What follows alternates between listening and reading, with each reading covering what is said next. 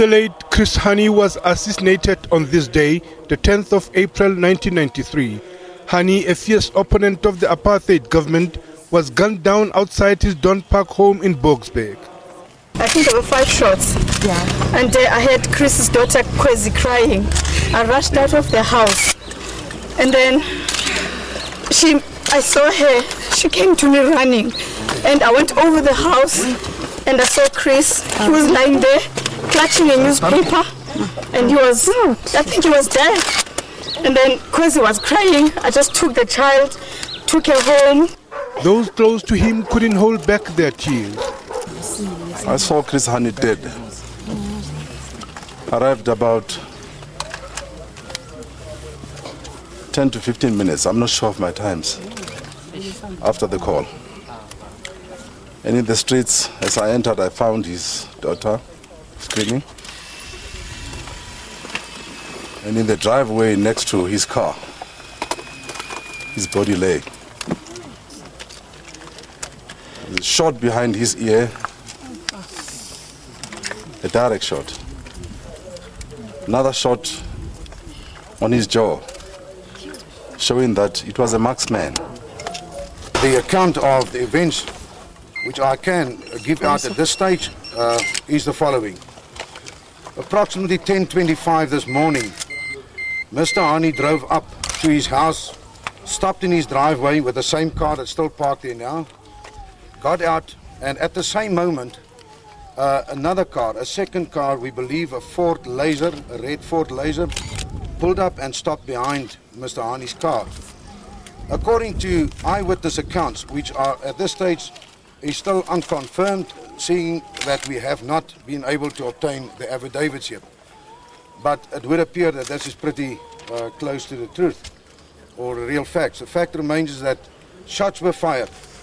At this stage, we cannot say how many. We have idea that it's 4 shots. Some of these shots were fired at close range. Anti-communist Polish immigrant Janusz Waluz accosted Hani and shot him in the head as he stepped out of his car in what was believed to be part of a plot to derail negotiations to end apartheid. Hani's death rocked the country. A white man, full of prejudice and hate, came to our country and committed a deed so foul that our whole nation now teeters on the brink of disaster. A white woman of Afrikaner origin risked her life so that we may know and bring to justice this assassin. Hani was one of the most inspiring politicians to emerge during South Africa's transition to a non-racial democracy. We meet here today. The government of the day has been enveloped in a wave of scandals. These include evidence of rampant corruption and their central involvement in the war against our people. This government has stumbled from the trust feed massacre to the development aid scandal, from the Shanghai release to the brutal assassination of Matthew Goniwe, from Infogate to Inkatha Gate, so many gates. Now is the time for the exit gate for this government. Any government in the civilized world implicated in so many scandals would have been thrown out of office by now. They must go.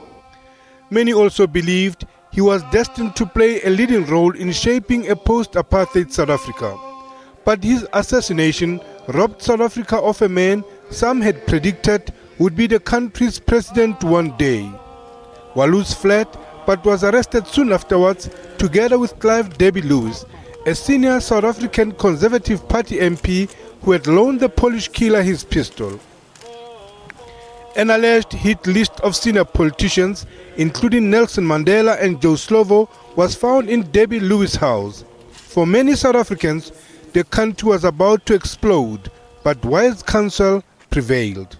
We must not let the men who worship war and who lust after blood precipitate actions that will plunge our country into another Angola. Chris Hani was a soldier. He believed in iron discipline. He carried out instructions to the letter. He practiced what he preached. The gravity of the assassination of Chris Hani cannot be underestimated. It is a crisis for this country, and it's a crime against the people of this country. It's a tragedy that we are going to pay very dearly for.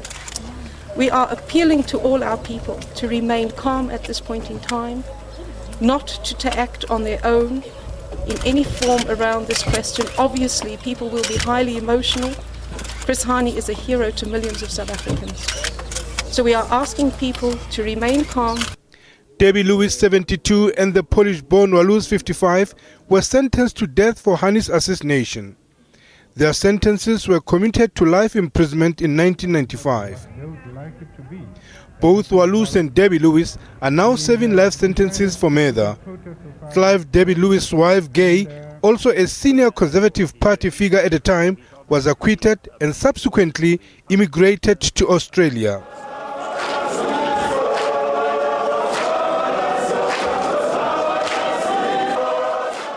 The SACP believed there were others involved in the plot to assassinate the party's General Secretary apart from the two people convicted.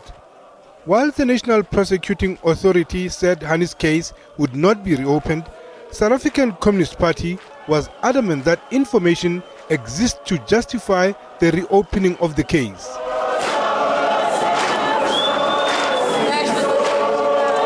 The SACP said it was not much a question of new information, but old information that was believed was never adequately followed up. What transpired on that day still haunts South Africans.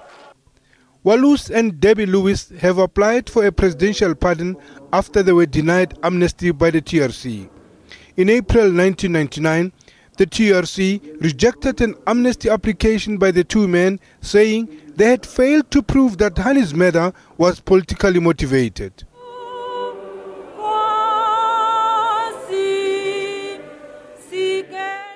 In June, a full branch of the court dismissed with costs an application for leave to take their case to the Supreme Court of Appeal. This left them with one last option: petitioning the Chief Justice directly. This also failed.